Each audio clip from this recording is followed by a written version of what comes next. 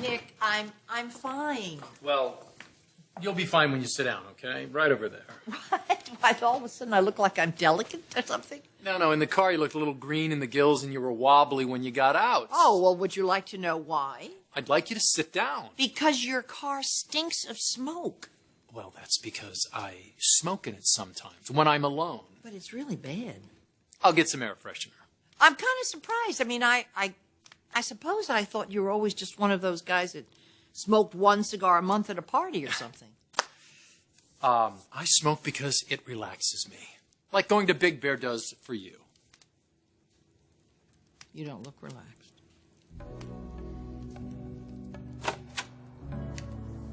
Madison, hi. Hi, Mr. Jones. Is Thomas expecting you? Is he here? I'll take that as a no. They were going to messenger these papers to him, and I was leaving the office anyway, so... Oh. Will you give these to him? He wouldn't want to see me. Madison, Thomas is a little preoccupied right now. I wouldn't take it personally.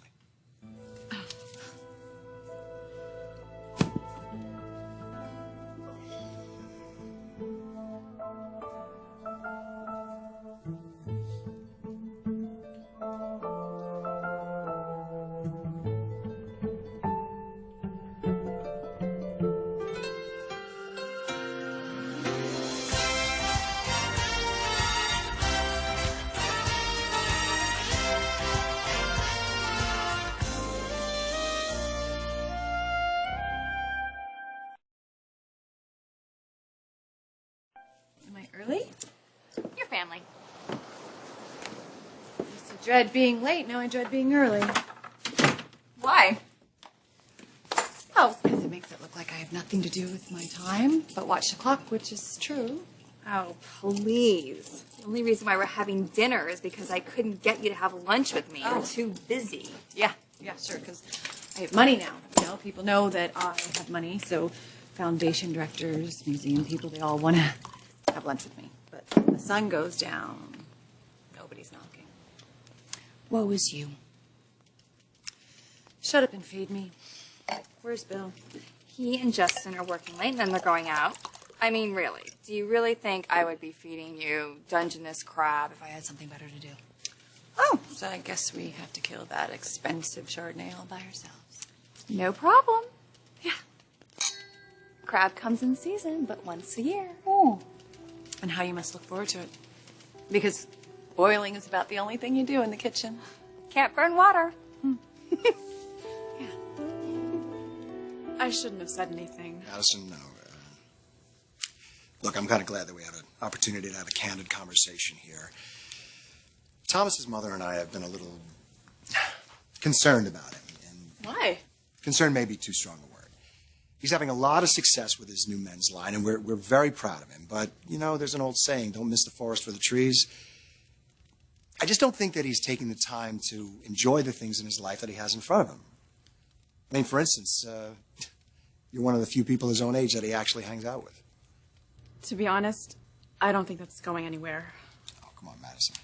At your age, relationships don't really go anywhere. It's more about two people coming together and really enjoying each other. Thomas is probably jet-lagged from his trip. I really should just drop this off and go. You know what? I got a better idea.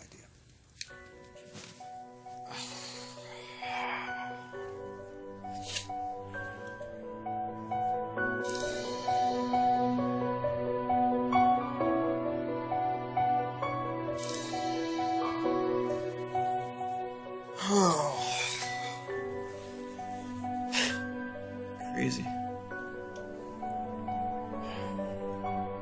It's a spot on my lung. Maybe I breathed wrong when they took the picture. I feel great. So did I. And then they told me I had stage 4 lung cancer. Why don't you pour yourself a drink? I did. Is this what you call moral support, or were you sent by the Grim Reaper? I can't help it if I want to protect the people that are close to me. What you can't help is bossing around the people that are close to you. You saved my life once, Nick, by giving me a job. Maybe it's my turn, honey.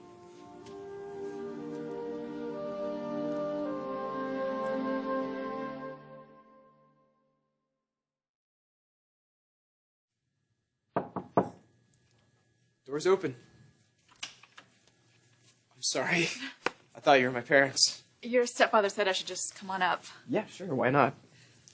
Lauren said you'd be wanting this? Oh, were those the bids from the new suppliers? I don't know.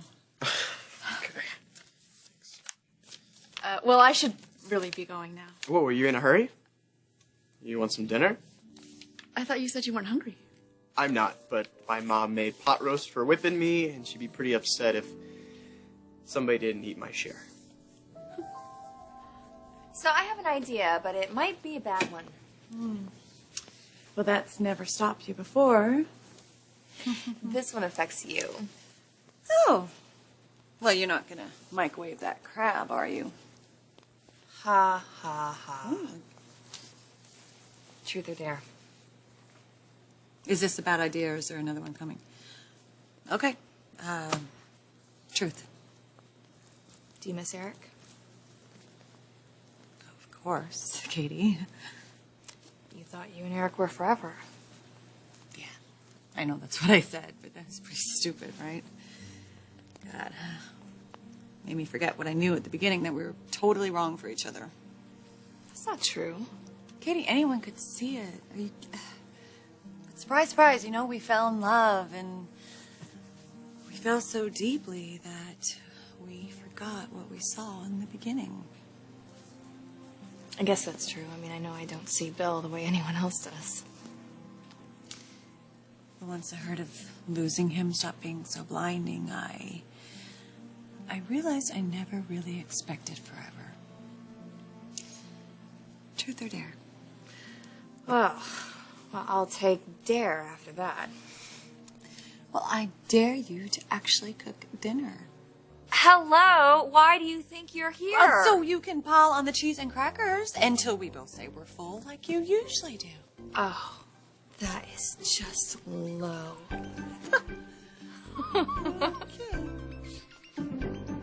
Stephanie, I'm as strong as a horse, and I always have been. This is probably nothing, and that's what the doctor said. Right, and you'll get the answer for sure tomorrow. That's right, so... However, I would bet with myself that you're just dying to walk out on that balcony and light up. How long have you been smoking? 16, when I started working out at sea. It was a very big deal to be able to keep a cigarette in your mouth and smoke it all the way down. And then when I moved to the ship's captain, cigarettes were gone and cigars became the status. Right. Why don't you give up the cigars? I appreciate your concern, Stephanie, I really do. But you're starting to remind me of all the things that irritate me about you. Well, all the things about me that irritate you, you may not have to deal with much longer. I may be gone. I may check out. Well, again, thank you for your concern. But as we both know, sometimes life's not fair. And if you come down with cancer, it really won't be.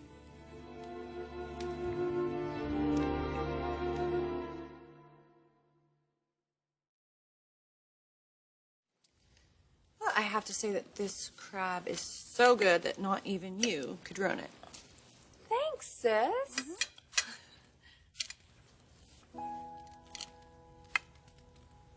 Truth or dare? Oh, no playing while eating. Actually, that's the rule. That's not the rule. Don't you remember when you dared Brooke to put that chicken leg down that waiter's pants? Come on, she's so gullible, she'll believe anything. I have one word for you.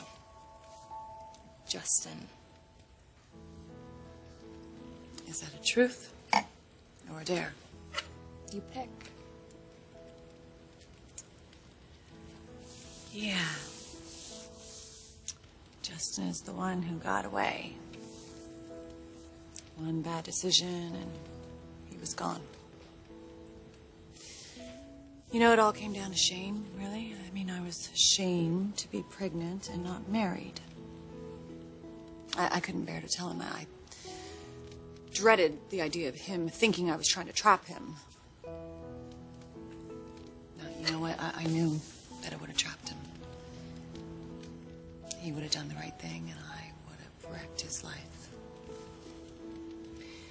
You know, I've been working at Spencer for a while now, and I've got to say, I've really come to appreciate him. He is a smart guy. Yeah, I know. Not that he hasn't done some questionable things. Like everyone else who works for your husband. At least Justin didn't marry him.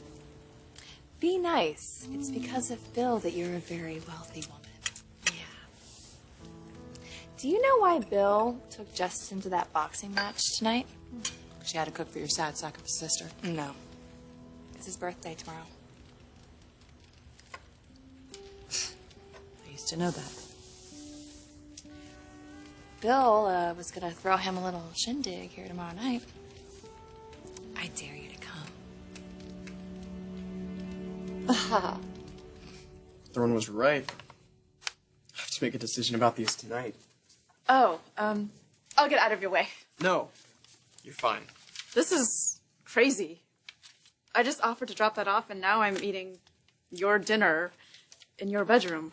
And breaking my mom's no eating upstairs rule. Your mom is a good cook. These gorgeous women who are good at everything depress the hell out of me. Madison, you're gorgeous and good at things. A few. You're good at your job. Thanks. What else? Is that an indelicate question? Does it have an indelicate answer? If you're an interested party, I might tell you. I never said I wasn't interested. In what, though?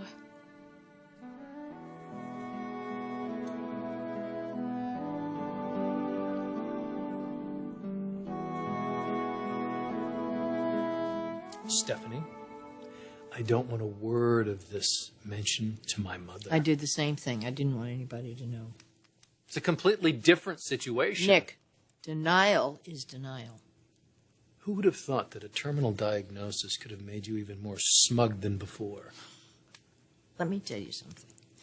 You see a drunk downtown, curled up in a doorway, slugging down a bottle of booze, and you say to yourself, doesn't he know that drinking like that's going to kill him? No, he doesn't, because he's in denial, too. There are 95-year-old smokers that have never been sick a day in their lives also.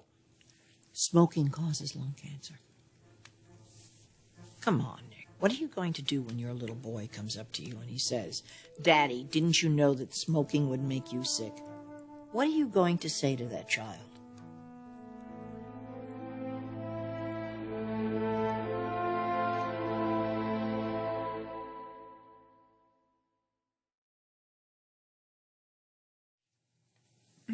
Thomas, I don't understand. I thought you said you weren't that into me. I never said that. I didn't mean it that way. Well, what did you mean? I have this amazing thing in my life, Madison. I have success, and I don't know where it's going to take me or what demands it's going to make. I can't make any promises. I never asked you for any promises. And the one thing I cannot do is have a long conversation about it with you in your bedroom. Right. See you tomorrow.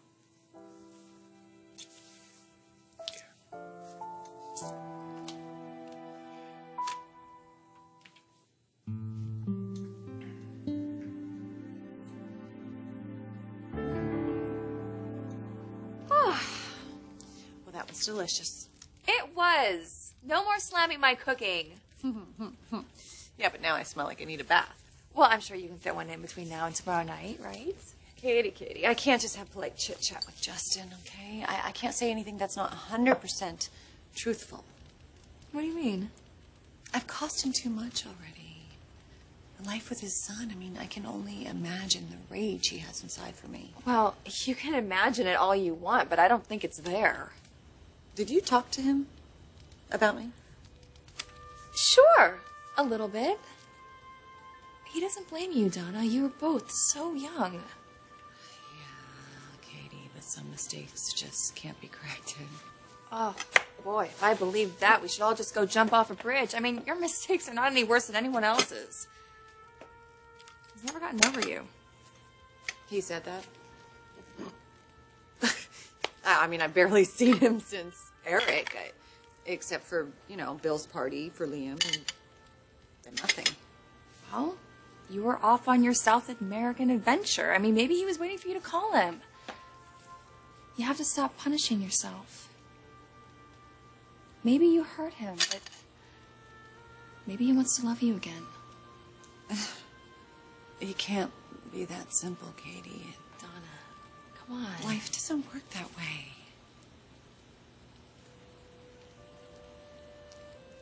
Okay. Well, I guess that I cannot ask Eric, so you're gonna have to help me pick out something to wear. I think that can be arranged.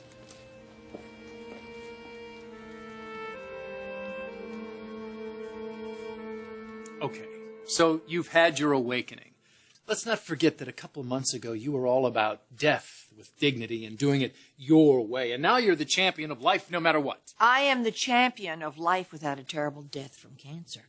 But you don't get to judge me, Stephanie, especially since you've been the author of so much insanity in your own life. Nick, I won't deny that point. And you don't get to tell me what values are in life, especially for me, what's tolerable and not tolerable. You know, you don't like cigars? Don't smoke them. Don't buy them. Don't give them to your friends. Nobody's shoving them down your throat. It's not my throat that I'm concerned about. Exactly. It's my throat. And I'm not your husband or your son or your problem. In fact, the people in my life are kind of used to me living dangerously. Boy, is that a cop-out. I take risks. It's how I like to live. And that's supposed to apply to smoking. I don't see that there's any upside to that risk. I just enjoy smoking. Is that for real? Or do you mean if you smoke, it kind of takes the edge off a craving because you tried to stop smoking for a day or two? Okay. You know, I'm going to leave now. While I still think that you're attempting to do good. Thanks, Stephanie. Nick, you have a successful business. You have a brand new girlfriend who seems to make you happy. You have a mother that just adores you, and you have a little boy. A little boy who thinks the sun rises and sets on you. Excuse me, I thought that they meant more to you than evidently they do.